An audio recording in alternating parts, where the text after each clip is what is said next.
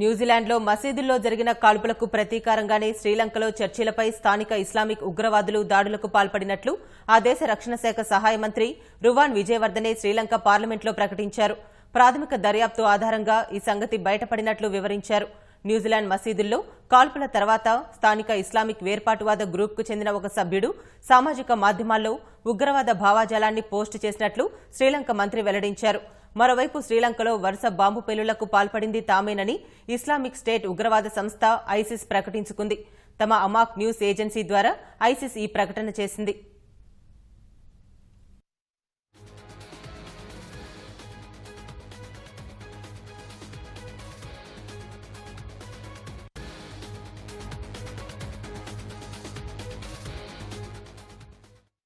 Sri Lanka చర్చిల్లో bomb పేలుళ్లకు పాల్పడ్డ ఉగ్రవాదుల CCTV దృశ్యాలను శ్రీలంక ప్రభుత్వం విడుదల చేసింది. చర్చిలో ప్రార్థనలు జరుగుతుండగా ఒక అనుమానితుడు బ్యాగ్తో లోనికి వెళ్తున్న దృశ్యాలు అందులో కనిపించాయి.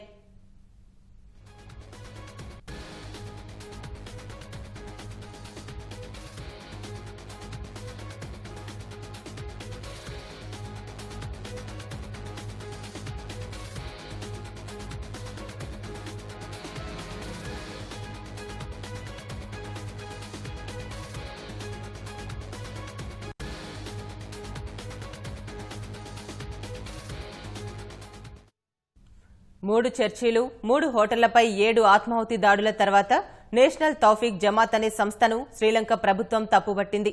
ఎన్టీజేపై నిషేధం విధించాలని శ్రీలంక మంత్రి విజయవర్ధనే ప్రతిపాదించారు.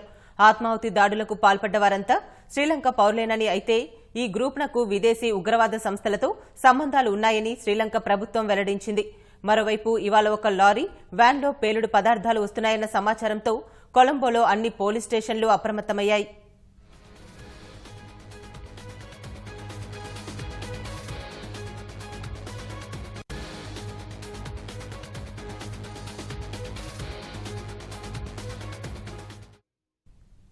శ్రీలంక వరుస బాంబు పేలుళ్లలో మృతుల సంఖ్య 321కి చేరగా ఇందులో 38 మంది విదేశీయులున్నారు.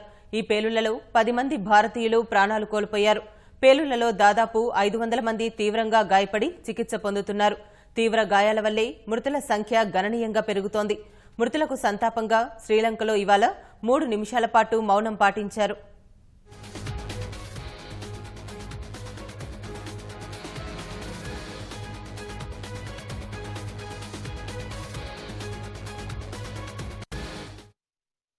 ఈ పేలుళ్లతో సంబంధం ఉన్న 40 మంది అనుమానితులను పోలీసులు అదుపులోకి తీసుకుని విచారిస్తున్నారు.